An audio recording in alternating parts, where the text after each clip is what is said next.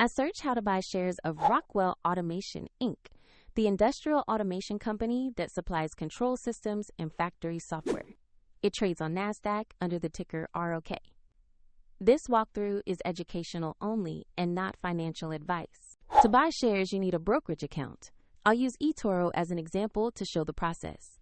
After registering, you must verify your account, usually by uploading an ID, and then add funds to your account to place trades. Use the platform search bar and type the ticker ROK to find Rockwell Automation Inc.